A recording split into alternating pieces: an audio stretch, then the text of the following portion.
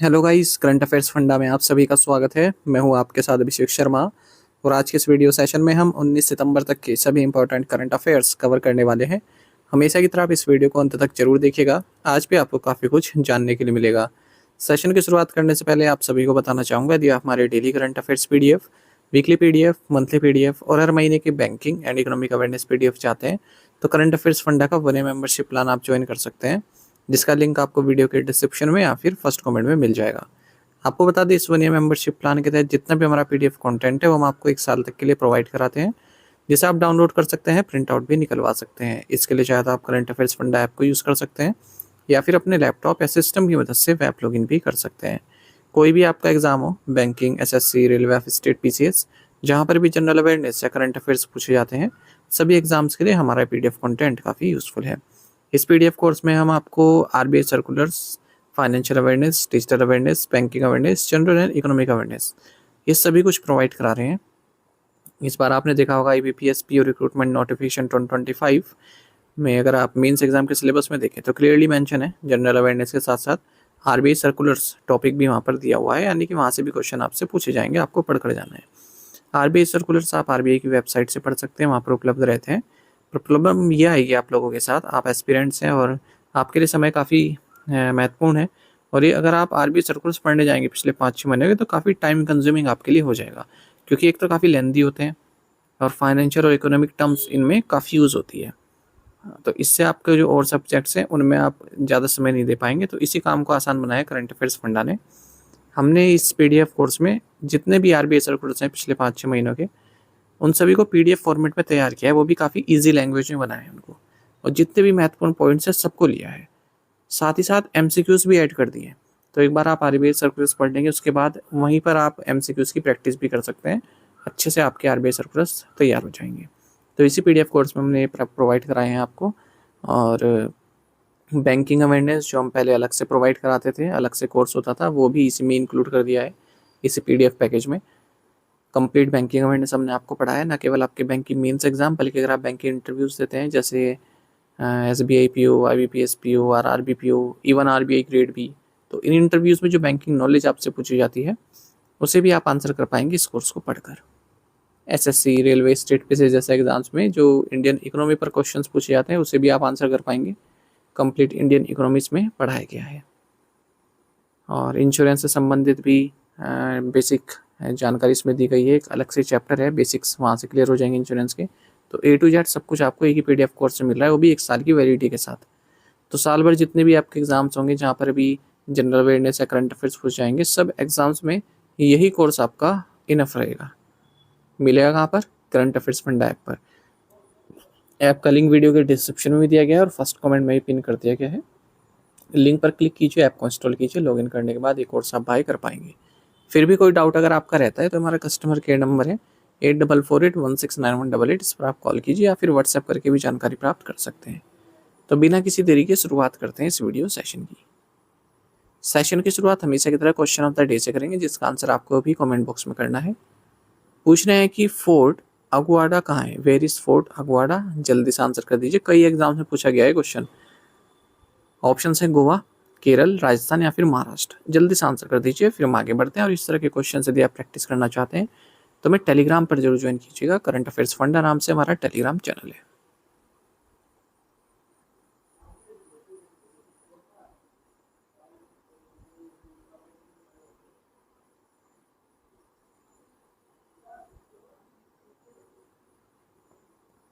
PSB Manthan 2025 was organized in Gurugram by which department under the Ministry of Finance? PSB मंथन 2025 का आयोजन वित्त मंत्रालय के तहत किस विभाग द्वारा गुरुग्राम में किया गया? ऑप्शंस आपके सामने है। सही आंसर ऑप्शन सी है, department of financial services. Department of financial services जो कि मिनिस्ट्री ऑफ फाइनेंस के तहत आता है, इसने गुरुग्राम में PSB मंथन 2025 जो कि एक 2 डे प्रोग्राम रहा है, इसको ऑर्गेनाइज किया। इस इवेंट की अध्यक्षता डिपार्टमेंट ऑफ फाइनेंशियल सर्विसेज के सेक्रेटरी एम नागराजू द्वारा की गई है। इस इवेंट में जो पब्लिक सेक्टर बैंक्स हैं उनकी सीनियर लीडरशिप मौजूद रही, regulators, industry experts, academicians, technologist, banking practitioners, सब ने इसको अटेंड किया है।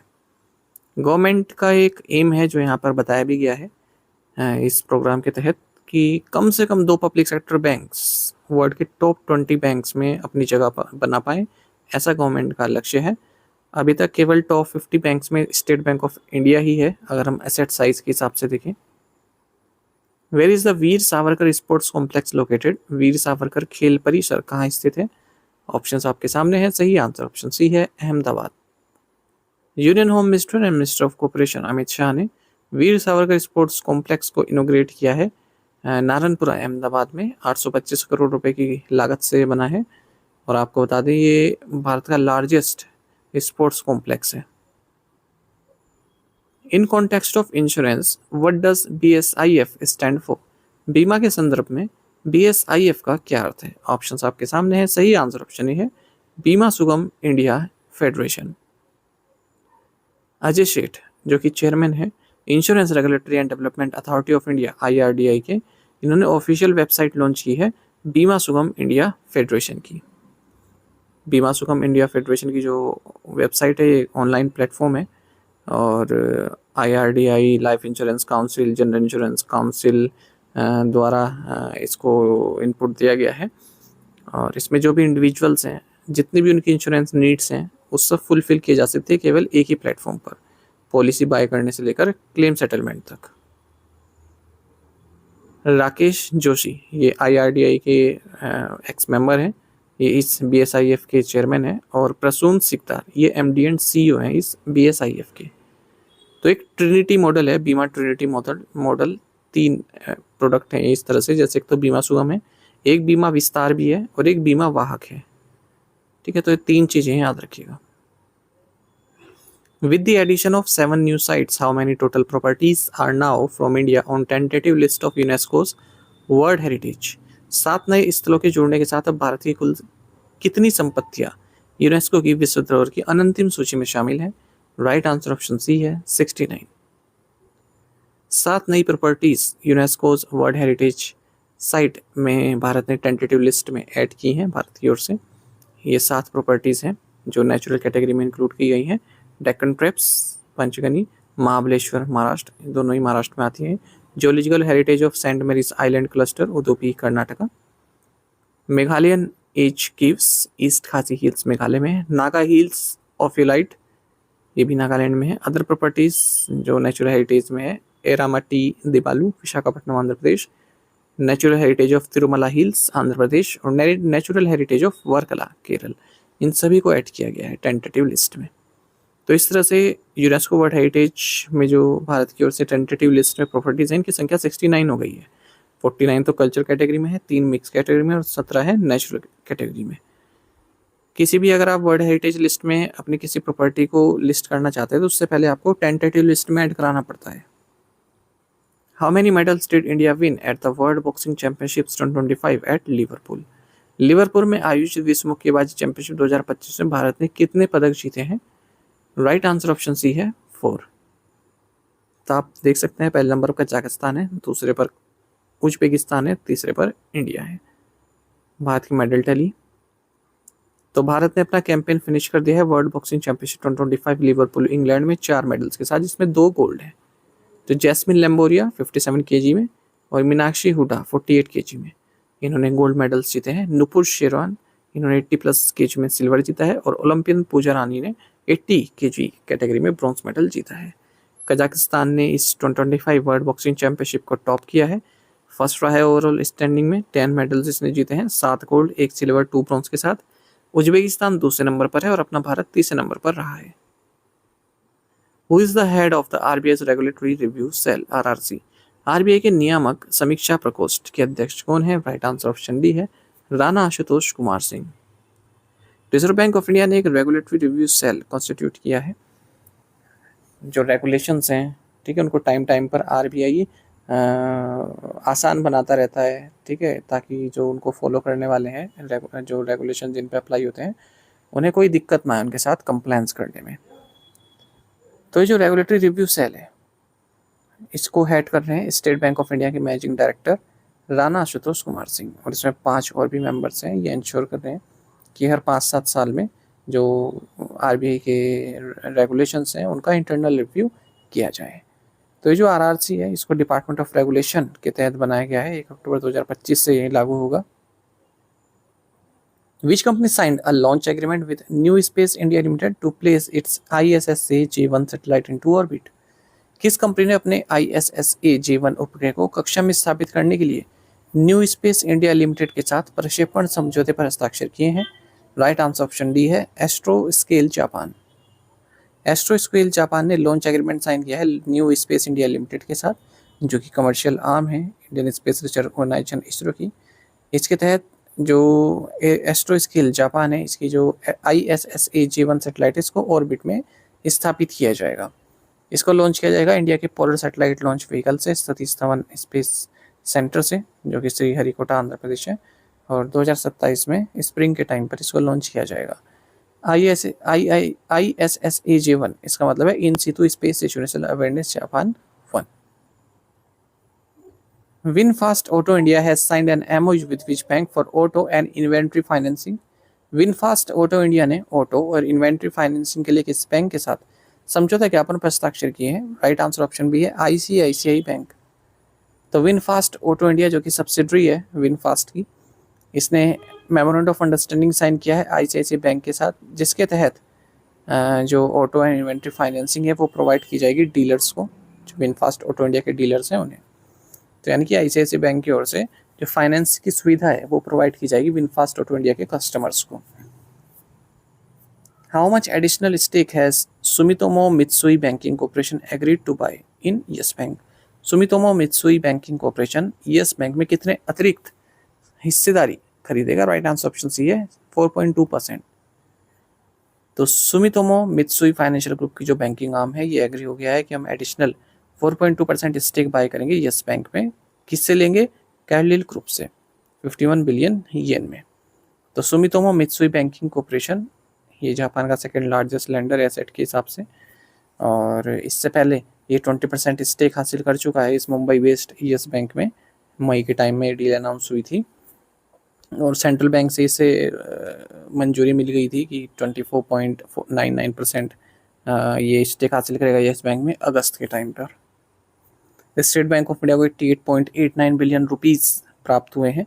इसने अपने 13.19% स्टेक सेल की थी इस बैंक में SMBC को, ठीक है। फिर SMBC ने अपने जो है जो कोटक महिंद्रा बैंक है उसमें 1.65% स्टेक भी बेच दिए थे 10 सितंबर को। ये भी है, ये सब हमने पढ़ा हुआ है MCQ फॉर्मेट में अलग अलग तरह से। What is the minimum net worth required for non bank payment aggregators at the time of application?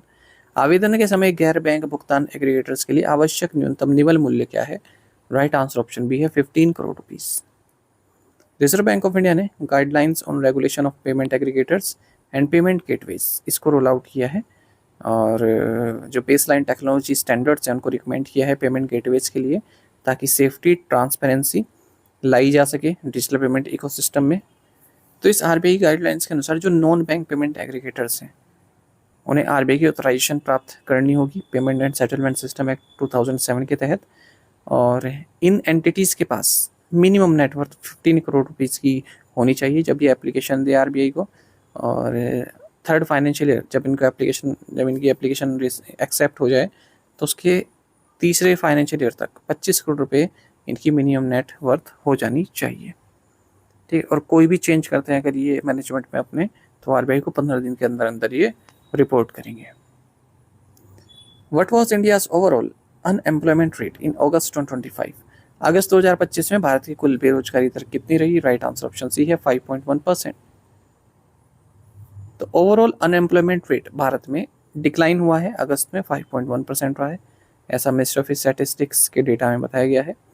और लगातार दूसरे मंथ देखने को मिला है अनएम्प्लॉयमेंट रेट में गिरावट, 5.2% जुलाई में था, 5.6% जून में था। वुमेन का जो पार्टिसिपेशन है वर्क फोर्स में वो भी बढ़ा है लगातार दूसरे मंथ, 32% हो गया है अगस्त में, जबकि जून में 30.2% था, ठीक है। ये भी स्टैटिक मिनिस्ट्री का जो monthly periodic labour force survey है उसमें बताया गया है।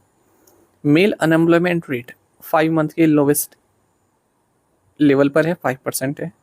Overall labour force participation rate अगस्त में हल्का सा बढ़ा है 54.2%, जहाँ ये जून 2025 में था वहीं ये 55% हो गया अगस्त 2025 में। Women's labour force participation rate ये लगभग 32 से 33% रहा है, मेंस का 77% है। रूरल अनएम्प्लॉयमेंट रेट ये 4.3% रहा अगस्त में, 5.1% मई में था। अर्बन अनएम्प्लॉयमेंट रेट ये 6.7% रहा अगस्त में, जबकि ये 7.2% था एक मंथ एगो। और वर्कर पॉपुलेशन रेशो सभी एजेस के लिए ये बढ़ा है। 2019-20 में 38.2% था और 2023-24 में 43.7% हो गया है। What is the revised minimum monthly stipend for apprentices as per the new amendment to the Apprenticeship Rules 1992? प्रशिक्षुता नियम 1992 में नए संशोधन के अनुसार प्रशिक्षुओं के लिए संशोधित न्यूनतम मासिक वजीफा कितना है? राइट आंसर ऑप्शन डी है 12,300 रुपये। Ministry of skill development and entrepreneurship ने कुछ चेंजेस किए हैं अप्रेंटिसशिप रूल्स 1992 में। जो स्टाइपेंड है उसको बढ़ा दिया है, 12,300 रुपये पर मंथ कर दिया है, पहले 6800 रुपये था। The Department of Promotion of Industry and International Trade (DPIIT) recently signed an MOU with which company group to support its startup ecosystem across mobility, fintech, insurtech and emerging technology sectors. उद्योग और आंतरिक व्यापार संवर्धन विभाग ने हाल ही में mobility, fintech, insurtech और उभरते प्रौद्योगिकी क्षेत्रों में स्टार्टअप इकोसिस्टम का समर्थन करने के लिए किस कंपनी समूह के साथ एक समझौता ज्ञापन पर हस्ताक्षर किए हैं? राइट आंसर ऑप्शन डी है कार देखो group. Startup India, department for promotion of industry and international trade, ministry of commerce and industry, इन्होंने MOU साइन किया है कार देखो ग्रुप के साथ, ताकि इंडिया का जो स्टार्टअप इकोसिस्टम है उसको और मजबूत किया जा सके, चाहे वो मोबिलिटी के क्षेत्र में हो, फिनटेक, इंश्योरटेक और जो भी इमर्जिंग टेक्नोलॉजी सेक्टर्स हैं उनमें। तो DPIIT और कार देखो ग्रुप, ये DPIIT रिकॉग्नाइज जो स्टार्टअप्स हैं उनको मेंटरशिप प्रोवाइड कराएंगे, मार्केट एक्सेस प्रोवाइड कराएंगे, technology, infrastructure, funding opportunities provide कराएंगे। तो कार देखो के अलग अलग जो प्लेटफॉर्म्स है, जैसे कार देखो, इंश्योरेंस देखो, रूपी, बाइक देखो, जिग व्हील्स, पावर ड्रिफ्ट, रेव, कॉलेज देखो, क्रैक ईडी, ये सभी हेल्प करेंगे स्टार्टअप्स को।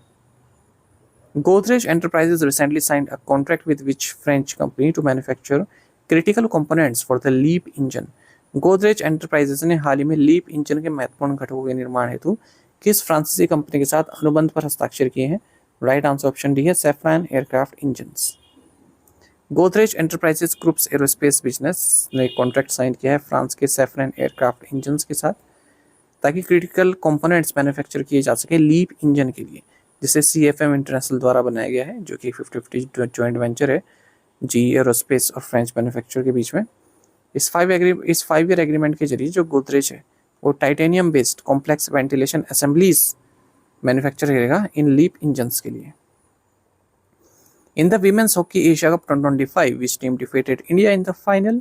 महिला हॉकी एशिया कप 2025 में किस टीम ने फाइनल में भारत को हराया? राइट आंसर ऑप्शन बी है चाइना। तो women's hockey Asia cup championship की बात करें तो भारत रनर्स अप रहा है। 1-4 से भारत को डिफीट मिली है चाइना द्वारा, हांगझोउ चाइना में। इस विन के साथ चाइना को तो डायरेक्ट क्वालिफिकेशन मिल गया है 2026 FIH women's hockey world cup के लिए, जो कि बेल्जियम में होगा और नीदरलैंड्स में होगा। हालांकि भारत को क्वालिफायर्स खेलने पड़ेंगे इसके लिए। How many executive directors of various public sector banks have received tenure extensions from the government in September? सितंबर में विभिन्न सार्वजनिक क्षेत्र के बैंकों के कितने कार्यकारी निदेशकों को सरकार से कार्यकाल विस्तार मिला है? राइट आंसर ऑप्शन सी है 8। द गवर्नमेंट ने 8 एग्जीक्यूटिव डायरेक्टर्स का टेन्योर बढ़ा दिया है अलग अलग पब्लिक सेक्टर्स में जो अपॉइंटेड हैं, जैसे नीतीश रंजन हैं और रामा सुब्रमण्यम, ऐसे दोनों यूनियन बैंक ऑफ इंडिया में एग्जीक्यूटिव डायरेक्टर हैं। M परमशिवम है PNB में, जोयदीप दत्ता रॉय हैं इंडियन ओवरसीज बैंक में, मलाडी वेंकट मुरली कृष्णन है सेंट्रल बैंक ऑफ इंडिया में, राजेंद्र कुमार सबू हैं यूको बैंक में, ललित त्यागी एंड संजय विनायक मोदलियार हैं बैंक ऑफ बड़ौदा में। तो जो रंजन है, रॉय हैं, सबू हैं, त्यागी हैं, इन्हें 3 साल का एक्सटेंशन मिला है। मोदलियार को 31 मंथ का एक्सटेंशन मिला है और जो अदर EDs हैं उन्हें 2 साल से कम का मिला है, जैसे रामा सुब्रमण्यम को 19 मंथ का और परमशिवम को 16 मंथ का, मुरली कृष्णा को 20 मंथ का। मई 2025 में जो फाइनेंशियल सर्विसेज इंस्टीट्यूशंस ब्यूरो है, इन्होंने आशीष पांडे का नाम आगे किया था MD and CEO union bank of India के तौर पर, और कल्याण कुमार का नाम आगे किया था MD and CEO central bank of India के तौर पर। हालांकि इसमें अभी कोई भी फाइनल डिसीजन नहीं आया है। और लास्ट वीक हमने देखा था गवर्नमेंट ने अजय कुमार श्रीवास्तव का टेन्योर भी एक्सटेंड कर दिया है। ये मैनेजिंग डायरेक्टर एंड CEO हैं इंडियन ओवरसीज बैंक के, लगभग 31 मंथ के लिए इनका टेन्योर एक्सटेंड किया गया है। टू द पॉइंट क्वेश्चन, उनके आंसर देख लेते हैं। Which country is the world largest buyer of vegetable oils? India. Which states former CM Donwa Dethwelson Lapang passed away? Meghalaya. Giorgio Armani, Italy, who recently passed away at the age of 91, was an eminent fashion designer. Supreme Court appointed SIT found no statutory irregularities in acquisition of animals by Reliance on Vantara. Who headed the panel? Justice J. Chelameswar. Indian Navy's indigenously designed and constructed diving support vessel INS Nistar made its maiden port call at Changi, Singapore, and participated in the multinational Pacific reach 2025 exercise. आप में से कई estimates बिल्कुल सही answer किया है। इसी तरह से आप पार्टिसिपेट करते रहिए। चलिए आज के समेंट क्वेश्चन देखेंगे, इनके आंसर आपको भी करने हैं कमेंट बॉक्स में। व्हाट इज प्रधानमंत्री जीवन? इसकी फुल फॉर्म बतानी है। What is India's rank on 2025 global innovation index? Which agency will launch centralised digital lending platform for regional rural banks? The number of RRBs has shrunk from 43 to this through amalgamation with effect from May 1. Launched in October 2020,